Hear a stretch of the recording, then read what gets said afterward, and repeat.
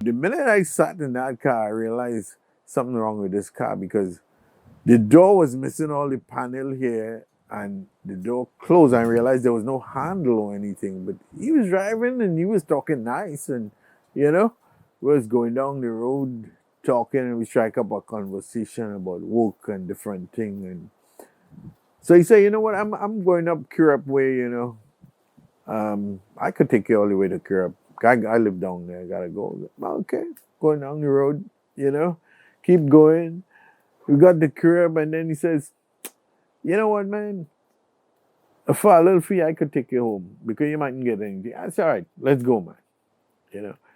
So we're talking, he's laughing and making jokes, and we're going down, and then we got to the cane field. There's a long stretch of cane, you know, cross the bridge, and then he pulls on the side, and he says, you know, this car is acting up. I got to put some water in the radiator. So he goes, comes out the car, and then I was trying to come out the car to help him, you know. I realized I couldn't find the handle, and I couldn't operate this door to come out. So he took the wallet. I'm with my hands like this. He's not saying anything, you know. And I'm trying to kind of look at him there.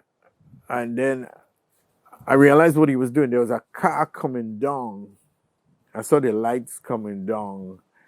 And it took forever for this car to come by. And I realized he was waiting until this car passed. He wouldn't shoot me, you know, while this car is coming, you know. So I didn't know what to do, actually. I was just still sitting there. But then I felt his hand go around in the back of me, you know. And he had some kind of way to open that door, you know. And I realized what he was going to do. The gun still is here. So I said, maybe you don't want to shoot me in the car. Maybe he might shoot me just as I get out of the car. So the minute I heard that door went clacks and I realized it was open, I pushed that door, get out of there, and was running up the cane field, you know. Now, this was close to the river. So whenever the river overflowed, there's only mud all in the cane, you know. And that's how the situation was. I keep running straight up the bank in the cane field, just breaking cane and going, you know.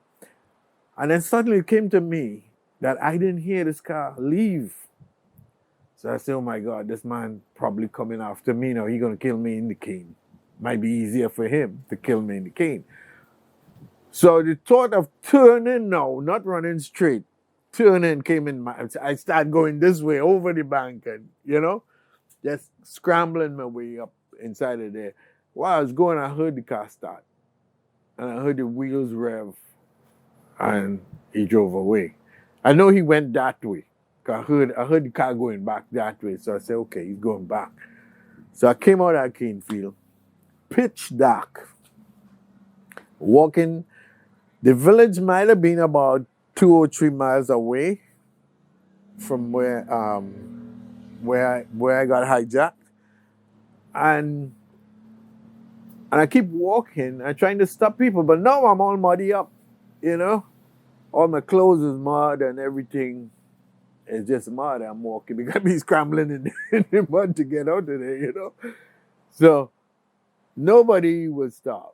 I walk all the way out of the cane field and under the traffic light, you know, I stood right there. But I planned to walk home. But under the traffic light, I realized that, you know, maybe they might recognize me or something. Fortunately, it was a guy who knew me. And he was on the hustle. You know, they have a thing they call PH. They work their private cars, taxis, you know.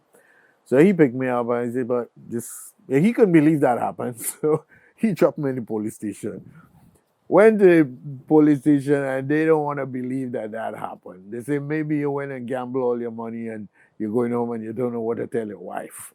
Yeah, that's how the guy, you know, I'm telling him what happened and he don't believe me. All right. Yeah, so lousy police in Trinidad.